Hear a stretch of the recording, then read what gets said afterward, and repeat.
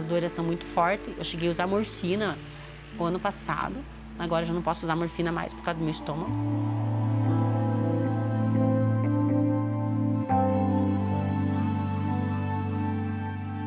Alucinação com areias enormes subindo na parede. Eu dizia pro meu marido de noite, mata essa aranha, olha que aranhona que tem. A parede da casa era inteira, sabe? Era uma aranha. Ele dizia, eu já matei. Eu dizia, não, ela tá ali ainda. Eu alucinava muito. Então, eu comecei a ir em médicos e médicos e médicos e ninguém conseguia descobrir o que eu tinha. Meu nome é Lídia Maria Vandacheski do Prado, sou de Rio Azul, Paraná. Eu nasci, cresci aqui nesse município.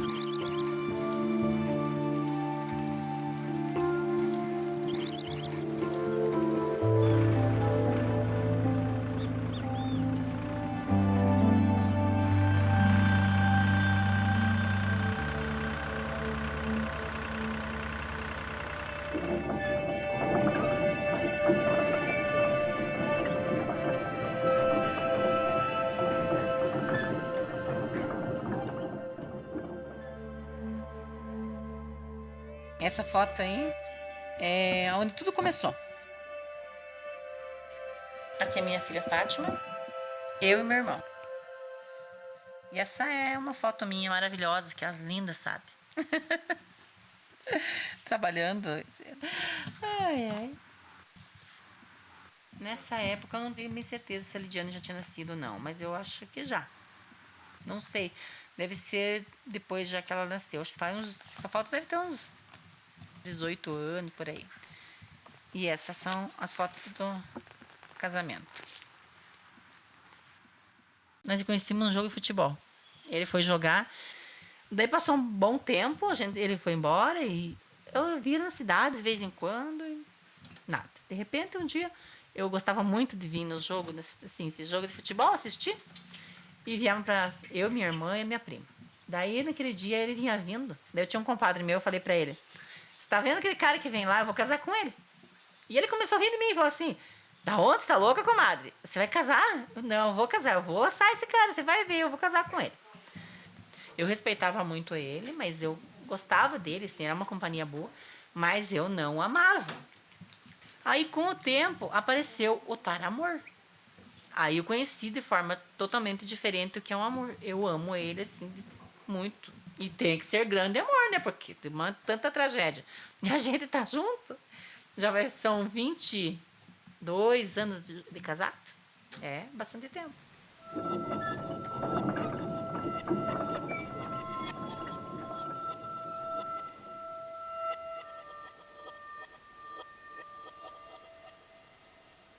Morei desde a infância no interior. Meus pais eram agricultores, plantavam fumo. E o pai e a mãe, eles não conseguiam produzir fumo sozinhos. Eles não tinham mão de obra suficiente. Então, a empresa contratava eles, mas com toda a família.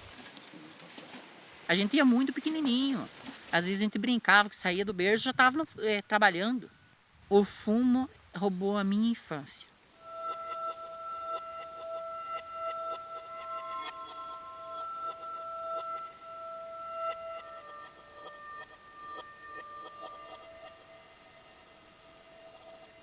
Naquela época, ninguém falava nada disso. Não tinha nem noção de que nicotina e agrotóxico fazem mal. Não existia noção disso. Para nós era maravilhoso trabalhar e poder, de um dia, sonhar e melhorar de vida, né?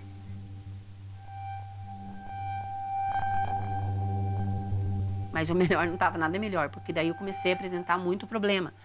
Eu tinha alucinação, vômito, diarreia. Sempre eu ia pulverizar e a dor de cabeça, que parecia que eu ia estourar a minha dor de cabeça. Aí, às vezes, caía até de cama, passava aquela temporada, voltava de novo. Daí, na minha adolescência, eu entrei numa depressão muito grande, que não tinha nada que me fizesse dar valor à vida.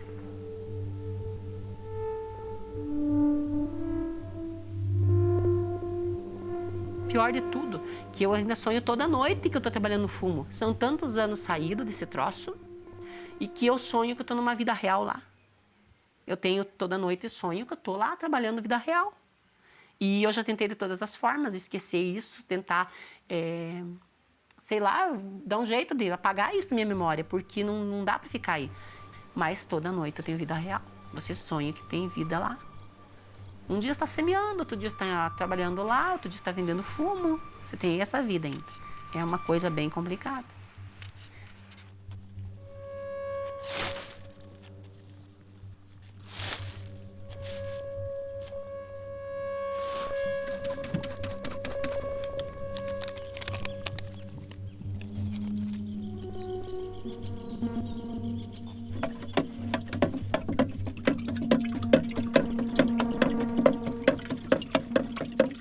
Na verdade, nos tempos que a gente veio pra cá, ainda trabalhamos com canteiro. Acho que no segundo ano a gente já entrou na piscina.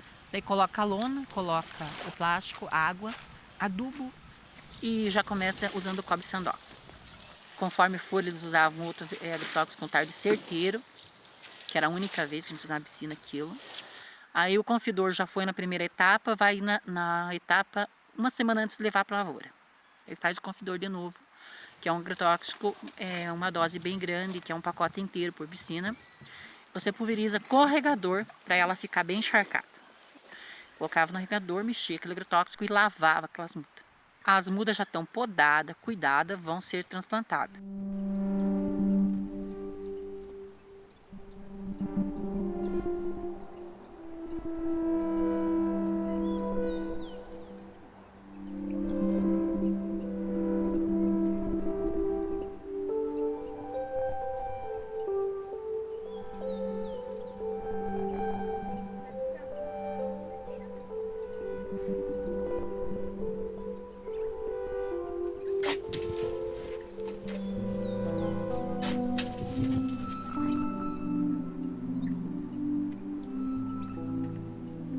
A gente fez esse trabalho de passar o veneno na piscina e levar recente para a roça. A gente só subiu até lá em cima. Chegamos lá, ele teve uma convulsão muito forte. Ele quase morreu naquele tempo. E ele acabou ficando um mês ou mais, acho que em casa 2 meses, que ele não podia trabalhar, o remédio fazia efeito, não podia. Aí eu comecei a pulverizar. Todos os 70 mil pés de fumo era contar comigo ou contar comigo. Fazia ou perdia a safra. Eu ia de um lado da carreira e voltava do outro, do lado da carreira e voltava do outro, com maior paciência. Mas não deu de eu terminar todo o fumo que estava lá para baixo e chegamos aqui para cima. Quando a gente chegou aqui, o fumo já era mais pequeno, mas eu tinha que fazer a mesma coisa. Eu peguei e fiz isso. Eu pulverizei para o bicho e quando fui fazer a última maquinada de boral, eu passei mal. E eu acabei só descendo de lá de IPI, tudo vindo para casa. Ele me ajudou a tirar o IPI, fui tomar um banho. Que eu tomei um banho e comecei a ficar roxa. E muita dor de barriga. Muita, e dor de cabeça. Quando eu cheguei no postinho, minha pressão tinha sido 22/14 naquele momento. Eu desmaiei. Me transferiram para o hospital, fiquei o dia todo lá. Mas voltei para casa também dizendo que aquilo era um estresse.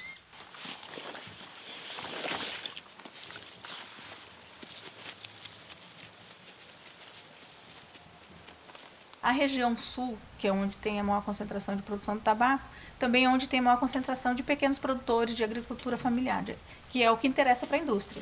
Se não fosse com a agricultura familiar, não funcionaria o negócio da indústria do tabaco. Ela precisa desse exército de escravos para que ela tenha o lucro que ela tem. Então, quando a gente tem isso em consideração, é a agricultura familiar, ou seja, as pessoas moram no local onde elas produzem o tabaco, do lado. Se alguns venenos, como você lê a bula, ele vai dizer o seguinte: depois da aplicação, você deve se afastar do local de aplicação. Tem uns que são algumas horas, tem uns que chegam a 7, 15 dias. E me diz como é que essas famílias vão sair das suas residências por esse período se todo o veneno está espalhado e às vezes a produção chega na porta da cozinha.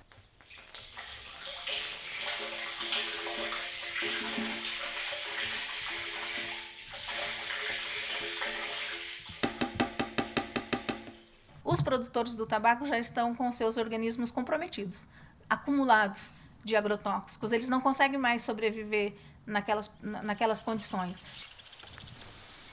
É muito veneno que é usado na lavoura, né? E não tem nem dúvida que a maioria está contaminada de veneno. Né? Se for fazer um exame, hoje eu acho que tudo nós que lidamos com veneno temos um grau alto de veneno. Né? Porque é lidado com veneno direto, né? A maioria tem muita dor de cabeça, tontura, vômito. Doenças mais graves e tal, câncer aí que tá matando mesmo. Agora esses dias ainda morreu meu primo e várias pessoas aqui no município já morreram de câncer.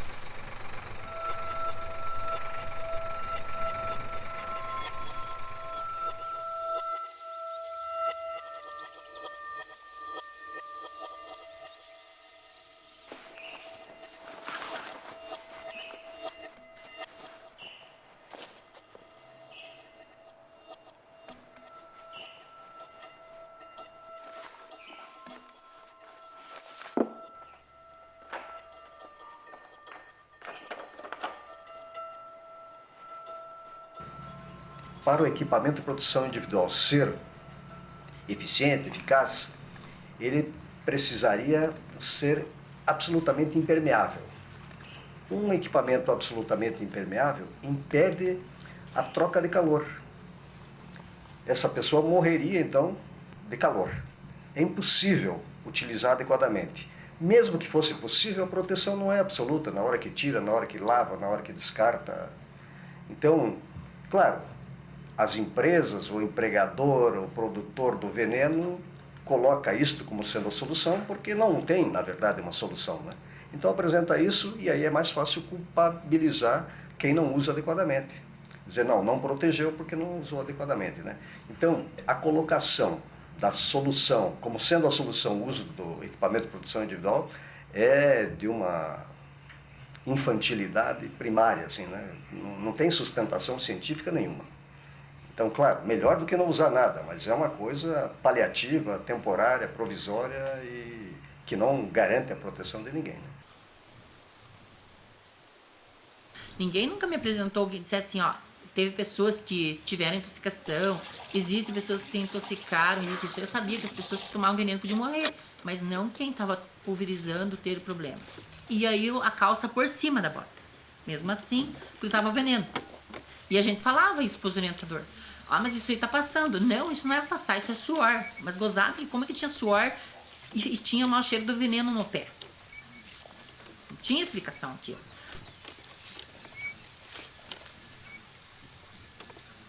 Como que uma mulher vai limpar um EPI que o cara usou na roça ou ela mesma usou sem vestir outro EPI?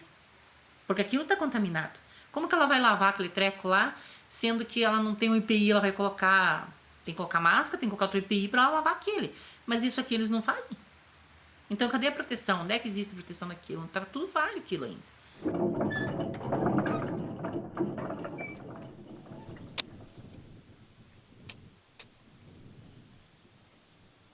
Plantado esse fumo, você vai ter que voltar para a roça fazer uma aplicação de novo de agrotóxico para controle de bicho. Daí você percebeu que tem algum problema de bicho, vai de novo, pulveriza agrotóxico. Sempre é confidor. A gente fazia assim, passava esse confidor, já na última etapa ali, vamos passar o veneno pro bicho, para que dê o controle e vai ficar os 40 e tantos dias lá protegido, e vai fazer a quebrança da flor.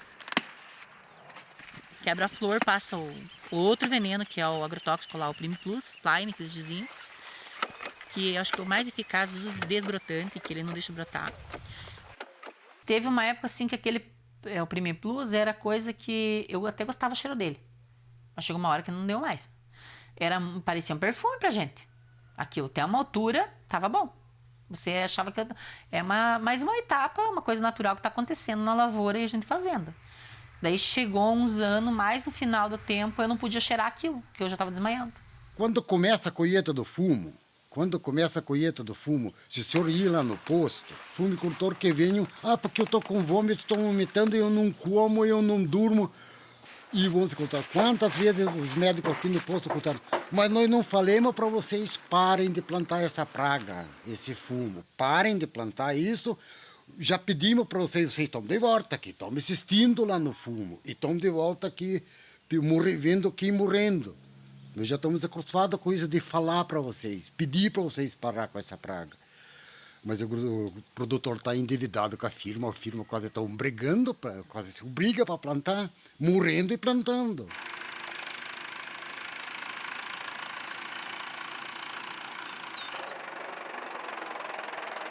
Percebemos também a grande dificuldade de boa parcela dos produtores em sobreviver, porque os produtores só podem vender o seu produto, entregar o seu produto para a empresa que os contrata. A qualidade da folha é a empresa que determina, depois da produção feita, e o valor então que vai ser dado ao produto também é a empresa que determina. Para poder produzir naquelas condições, esses pequenos produtores com poucos recursos, vários deles acabam tendo que fazer empréstimos bancários, que nem em seu nome acaba sendo, porque eles não teriam como fazer. Então a empresa intermedia esses empréstimos, o lavrador, o produtor, muitas vezes nem lê, não sabe ler ou não tem acesso, só assina este contrato.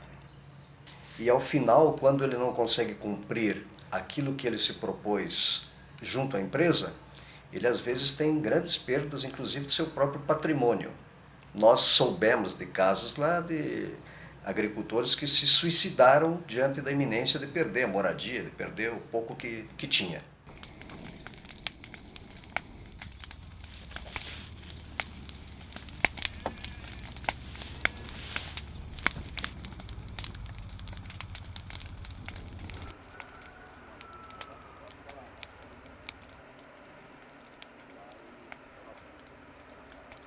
E a gente percebeu que o valor pago também pelo tabaco é um valor imposto pelas indústrias do tabaco. Então, quando eles falam do sucesso econômico sempre. Sempre o que eles dizem de não ter nada que dê resultado econômico melhor do que o tabaco é repetido exaustivamente pelos produtores. Por isso que quando a gente realiza algum trabalho relacionado a essa área, a gente gosta de mostrar quem saiu da produção do tabaco e como está hoje, que não é, obviamente não é só uma questão econômica, e a saúde. Então vale a pena, né, entregar toda a sua saúde, por exemplo, a Lídia hoje, né, a situação que ela se encontra, o próprio Valdemar e outras famílias, pessoas que se suicidaram, o fato de perder uma pessoa que poderia ser ativa, economicamente ativa em benefício daquela família, a dor que isso provoca na família, esse custo, ele não é considerado. Em nenhum momento ele é considerado. Esse custo tão grande relacionado à saúde e à saúde mental, principalmente, dessas pessoas. E em alguns casos bem extremos, existem relatos, estudos epidemiológicos mostrando a relação entre o suicídio dessas pessoas expostas a esse tempo longo de exposição a esses produtos organofosforados. Então, a ciência já definiu alguns tipos de doenças crônicas bem sabidas, bem reconhecidas a essa relação entre a exposição prolongada, crônica, e o adoecimento ou até os casos mais graves de morte, né? E aí, esse agrotóxico também, quando ele atua no corpo humano, né, no organismo do agricultor, esse agrotóxico ele vai fazer o quê? Primeiro problema que ele vai dar, perda de audição. E que? Eu tô surdo, né? Que aí ele vai perdendo tons, né, de audição, que muitas vezes é imperceptível, né? E vai no posto de saúde, ninguém dá bola, ninguém alia isso ao agrotóxico, ninguém diz nada, né? Tá ficando velho, pronto, né? Mas aí, quantos anos o senhor tem? Tô com 56 anos. Né? Não é uma idade para estar surdo, né? E aí ele vai atuando no sistema nervoso, né? Que o principal problema do agrotóxico é a atuação do sistema nervoso, né? Então ele vai tendo amortecimento nas mãos, amortecimento nos pés, vai perdendo algumas sensibilidades, até que chega um ponto que, né, passou a intoxicação aguda, ele vai para uma intoxicação crônica, né? Como diz um amigo meu que é médico, ele explica assim para os agricultores: o agrotóxico atua onde os dois fios, né, é como se fosse fio de luz dos nervos. Então, o que acontece? Os dois fios de luz se encontram, né, e não vai acontecer nada porque eles estão encapados. E o agrotóxico vai desencapando esses nervos. Então, quando os nervos se desencapam, a hora que eles se encontram, eles dão choque. E nesse choque, que é onde eles têm amortecimento nas pernas, isso também vai passando imperceptível. E aí, quando chega no estágio mais, digamos, avançado, ele vai ter a depressão. Ele vai entrar no sistema nervoso. E aí ele vai entrar em depressão e ele vai tentar o suicídio. Isso é o caminho do agricultor, não que trabalha com fumo, que usa agrotóxico, né? Quem trabalha com fumo é mais grave, porque tem todo o estresse do instrutor lá na cola dele, tem o estresse da safra que tem que secar, tem o estresse de tudo isso. né? Mas usou agrotóxico, o caminho da pessoa é esse. No Rio Grande do Sul tem muitos estudos que estão demonstrando que o uso do agrotóxico, principalmente no fumo, no caso lá, está levando ao suicídio, né? Então, muitos chegaram a tentar 2, 3 vezes para conseguir na terceira se suicidar. Por várias vezes meu marido me pegou eu tentando ir tomar os venenos e me matar. Eu não queria viver mais. Hoje para mim já tinha dado o que tinha dado. Não podia mais trabalhar, não podia mais viver uma vida normal. Estava vivendo uma vida totalmente diferente e vendo no meu corpo todos os efeitos acontecendo. Ora uma coisa, ora outra coisa acontecendo. Eu não queria viver mais para ter que enfrentar isso. Acho que eu tinha medo de enfrentar isso. Quando eu estava plantando ervas medicinais, outros pro feijão, milho, ervas medicinais, né? Não dava nada disso, Deus sabe o que na cabeça da gente passava, né? Eu estava calmo, sossegado, trabalhava numa boa, dinheirinho sobrava para mim, tinha alimento, tinha dinheirinho sobrando, pouco, mas sobrava, e com fumo não me sobrava nada, eu tinha que ir com fumo, eu tinha que ir trabalhar para o outro, ganhar dinheiro para eu manter a casa. Então, que lucro que eu estava levando? Quando eu vi eles apresentaram só dívida e dívida, Deus o livre, eu não sabia o que fazer, fiquei tipo louco, que nem sabe? Pensando nessa dívida que eu fui para cá tomar veneno, tomei veneno e internado no UTI. Todo mundo diz, e é verdade, deve ser, que é dos fumos, né, desses venenos, que ele dá essa loucura na pessoa. Quantos e quantos aqui os fumageiros que trabalham com fumo não se enforcam? A maioria morreu, se mata ou enforcado, é fumicultor. A gente vê gente que se enforca, suicídio, né? E, na verdade, uns que tomam veneno. E aumentou muito as pessoas que bebem veneno. O problema é a ligação entre agrotóxico e a depressão. Está ligado ali. A depressão, a pessoa não nasce com depressão. O trabalho com agrotóxico torna a pessoa depressiva.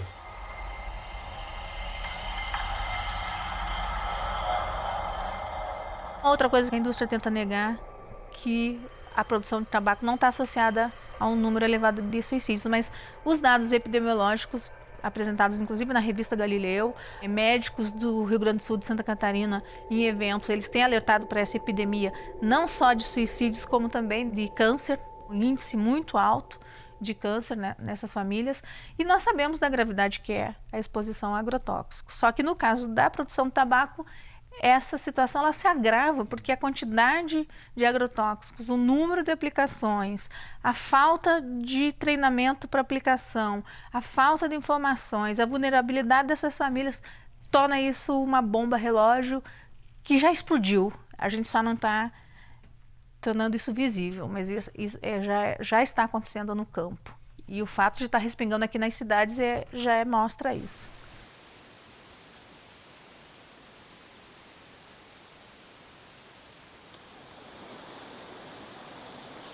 Eles podem até dizer, ó, não como com veneno porque eu como orgânico. Não tomo água porque eu tomo água mineral, né? Mas eles têm que cozinhar e eles têm que tomar banho. Então aí nós estamos na esfera da saúde pública, né? Então não tem como dizer que o agrotóxico não afeta toda a sociedade e não afeta o coletivo. Por exemplo, Prudentópolis, olha, eu tenho desde 2005 até 2017... Todos os anos tem 60, 70, 50, no mínimo 40 e poucos tipos de resíduo de agrotóxico diferentes dentro do parâmetro. Mas o que é esse dentro do parâmetro?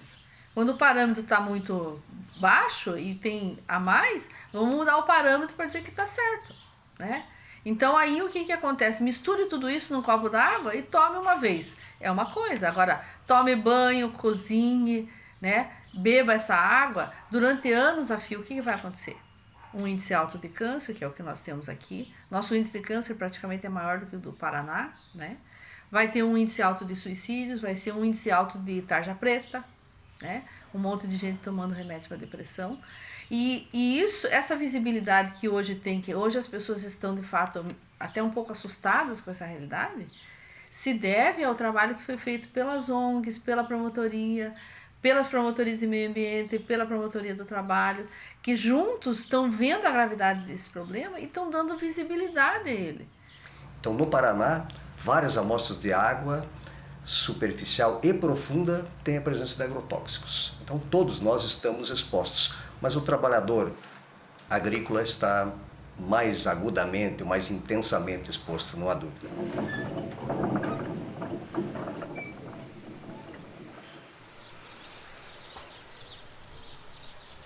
Eu fui em vários médicos especialistas, muitos deles particular, porque eu queria melhorar, né? Eu precisava melhorar para voltar a trabalhar, porque como que eu ia viver? Eu dependia da fumicultura para mim poder pagar minhas contas, para viver, né? Porque era isso que a gente vivia lá. Então eu comecei a ir em médicos e ninguém conseguia descobrir o que eu tinha. Ninguém conseguia descobrir. Tomar remédio não melhorava nada e continuou. Até que uma neurologista me encaminhou para as clínicas.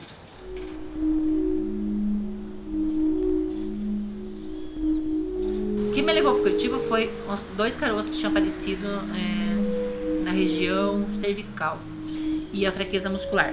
Aí o médico achou que tinha câncer e aí eu peguei para ser pesquisada cabeça e pescoço. Aí veio biópsia, tudo, não tinha nada.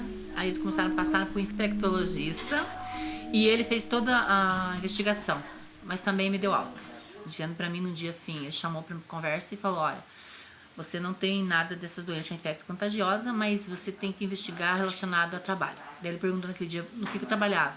Ele falou assim, tabaco?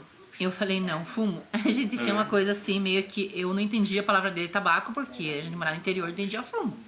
Eu falei, fumo. Daí ele falou assim, não, você tem que investigar nesse negócio aí, porque pode ter relação com o trabalho e tua doença.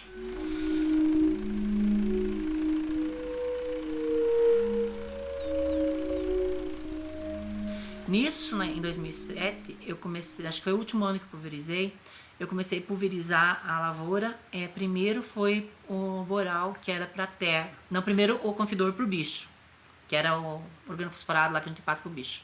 Depois eu passei o boral. Nessa ida que eu fui para a roça, eu levava água na carroça e no tambor. E nisso a gente sempre tinha milho, às vezes que tratava a criação, ficava resto de grãos na carroça. Foi nessa época que quando eu desci lá embaixo, então eu vi muita saracura morta. Elas comeram aquele milho e morreram. Mas morreram assim, no local. Elas não saíram longe, elas ficaram em volta. Que eu tinha deixado de um dia para outra carroça e no outro dia eu fui buscar. Trazer carroça para levar água para outro lugar. Então eu tinha achado esses bichos mortos. Aí eu comecei a ficar com medo.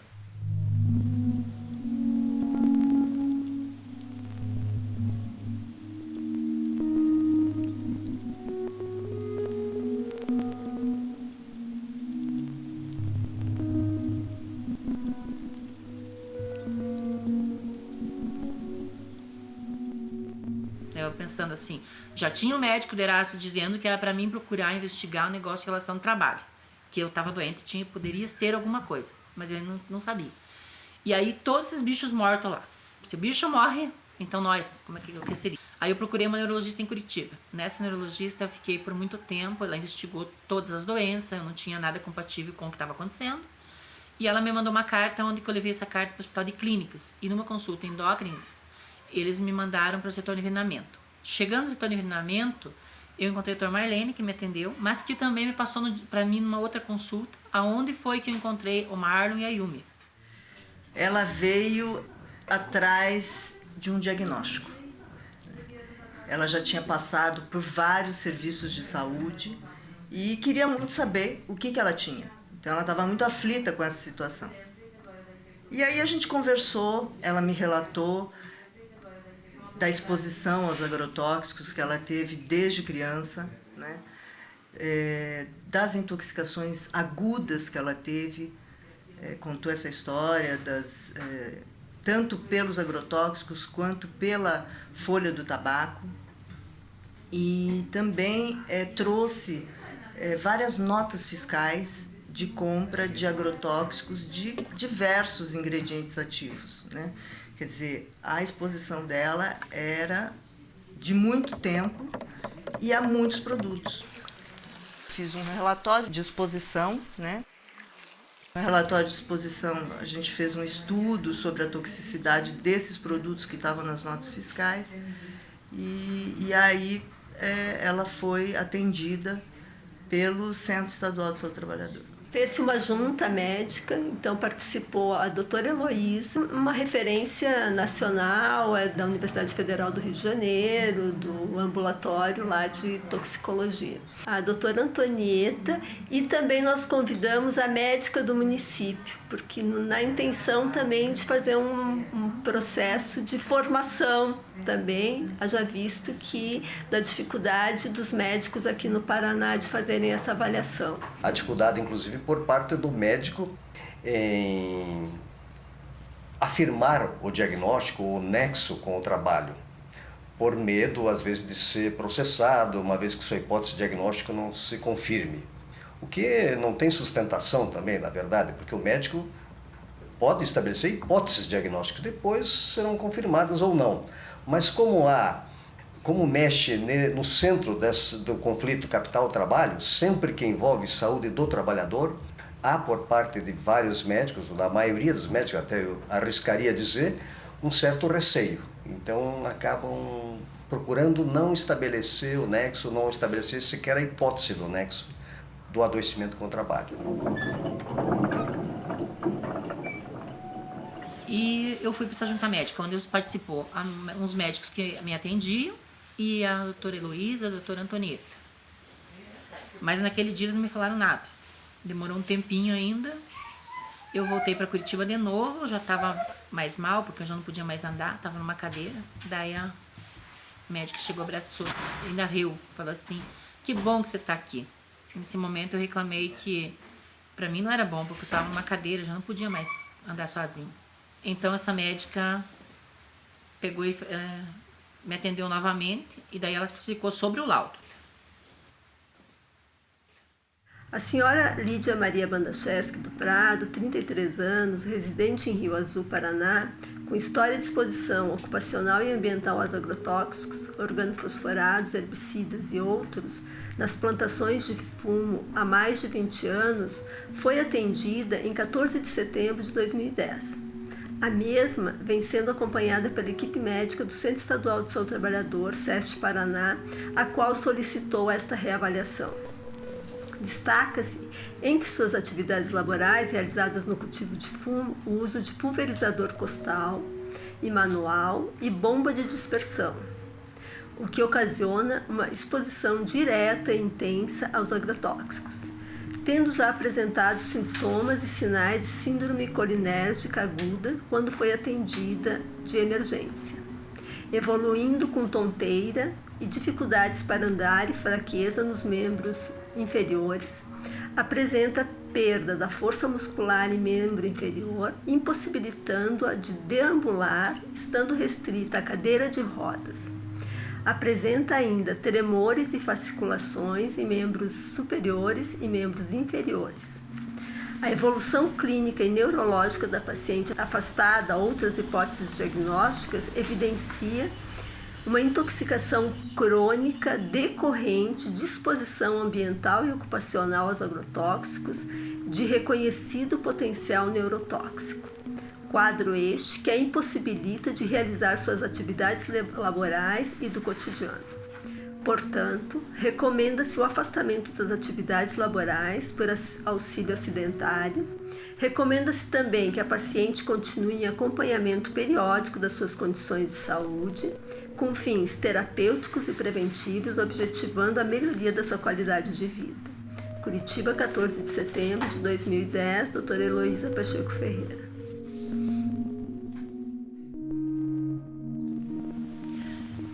Aí esse laudo na mão. Uma viagem de ônibus de lá até aqui. Pensamento, vamos pensar o que fazer da vida.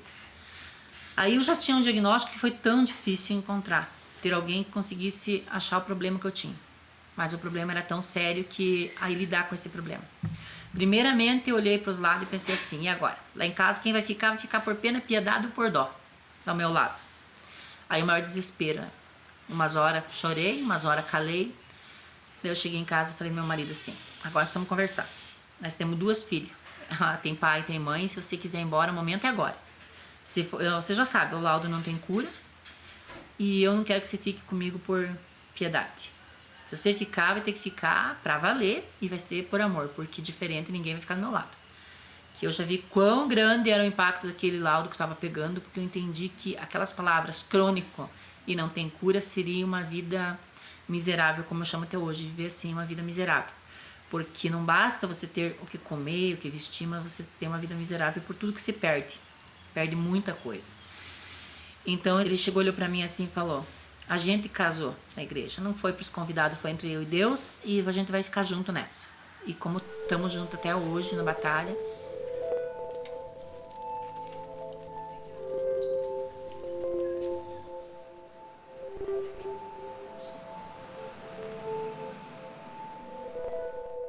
Com a assessoria e a avaliação da doutora Heloísa, nós aprofundamos o estudo, então, das intoxicações crônicas. Inclusive, nós fizemos uma articulação aí com a Universidade Federal do Paraná e foi feita uma pesquisa, né, sobre o trabalho na fumicultura e com foco para as intoxicações. Não é porque não existiam casos de intoxicação crônica, é porque ninguém identificava e ninguém notificava, né? Então, isso é para percebermos como há uma omissão e um ocultamento desse problema que é gravíssimo. Pessoas adoecem, morrem, se suicidam por causa da intoxicação crônica. Ficam surdas, ficam com câncer, ficam tetraplégicas por causa dessa intoxicação. Isso não é sequer identificado, muito menos tratado, controlado, prevenido, que seria a função básica do sistema de saúde, né? O resultado da pesquisa, o resultado dos dados epidemiológicos do Paraná mostram que existem bastante pessoas expostas e poucas delas conseguiram o reconhecimento do diagnóstico de intoxicação crônica. A gente estima que exista muito mais. Tem uma pesquisa da Fiocruz, já até antiga, que estima que cada caso de trabalhador intoxicado que se diagnostica, existem 50 outros não diagnosticados. Então, é uma tragédia assim, de saúde pública, né, a questão da intoxicação por agrotóxicos, né? Para o diagnóstico da intoxicação crônica, como implica no estabelecimento do nexo com o veneno, esta pesquisa também acabou construindo um protocolo de investigação onde estão dados os passos essenciais para que se possa dizer isto aqui é um caso de intoxicação crônica ou tem grande chance de ser por tais e tais aspectos, né? E aí esse trabalho veio vindo até que hoje a gente tem, o estado do Paraná, acho que é um dos primeiros a ter um protocolo que deve ser usado pelos médicos na Secretaria de Saúde quando ele recebe o paciente, né? Então, a primeira pergunta: qual é a sua profissão? Ah, eu sou agricultor. Ah, o senhor usa veneno? Ah, uso. Qual? Porque ali você sabe qual é o tipo de agrotóxico e aí você vai saber o que isso pode causar de danos para aquela pessoa. Se você tem um agricultor que vem por intoxicação, né, o médico não pergunta para ele: você usou veneno? Que veneno você usou? E não põe isso no prontuário dele. Esse prontuário dele pode mais tarde servir de prova para ele poder entrar com uma ação contra a empresa. Mas se nada tiver registrado, se colocar lá virose, ele não tem o que fazer contra a empresa. E daí ele vai ter uma intoxicação crônica, de repente vai se matar, ou de repente vai ter um câncer, e ninguém vai dizer que isso está relacionado ao agrotóxico. Enquanto continuar tendo veneno, vai ser essa coisa aí. Gente adoecendo, morrendo. E quantos que morreram sem ter nenhum diagnóstico, não chegaram a isso, né? Como se eu tivesse morrido aquele dia que eu passei mal lá na roça, né? Eu não teria um diagnóstico tão completo, um laudo desse tamanho que nem eu tenho, né? Que é o nexo causal ali, jamais teria. Todos os sonhos, tudo aquilo que você pensou, idealizou, deixar tudo para trás e vir para um novo desconhecido. Qual o meu interesse de falar da minha vida? Eu não gosto muito de expor minha vida. Só que o dia que eu decidi expor minha vida, eu coloquei isso por quê? Para as pessoas entenderem, veneno faz mal, veneno mata, e se não mata, fica nesse jeito que eu tô vivendo. Então, é uma coisa assim que esse laudo continua impactando. Não foi só no momento. E ele vira a vida da gente assim, acho que de ponta cabeça. Porque é que nem até hoje eu falo. Eu tinha braço para trabalhar, eu tinha força, de repente eu perdi tudo isso, vai ficando só palavras. O meu trabalho hoje é outro. Ele focou numa luta. Nessa luta que nasceu dessa desgraça. Porque era praticamente uma desgraça que foi levar a uma reação para a luta. Porque você não desiste disso jamais, porque o estrago é muito grande e dói o que aconteceu. Acho que a dor que você te causa, ela te faz mover céus e terra para procurar justiça por isso.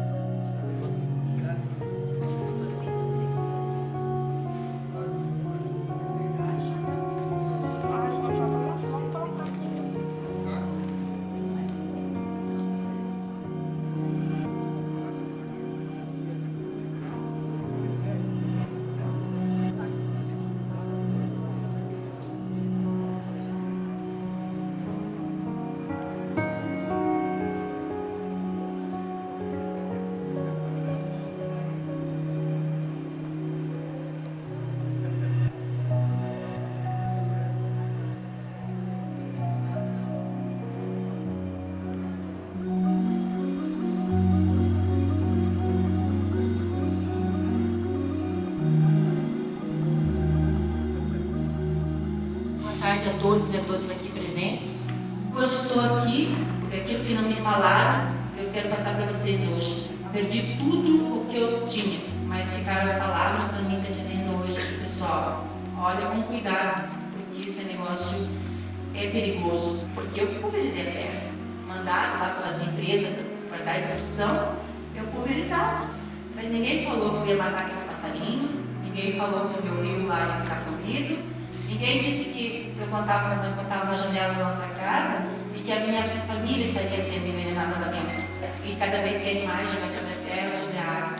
Tem mais agrotóxico e mais agrotóxico. É o que mais se quer por causa dessa ganância. Querem só o dinheiro, mas as nossas vidas não importam. Não importa a vida humana mais. Então hoje eu deixo para cada um uma reflexão. Todos nós estamos nesse mesmo barco. E hoje não é falar para o culpado agricultor que não quer mudar. Talvez ele queira, mas ele não consegue sozinho. Ele tem que ter a consciência e buscar força, fazer grupos, juntar força para que isso aconteça. Porque quem dera, se um dia alguém chegasse e tivesse me falado isso, eu não estaria hoje aqui nessa situação.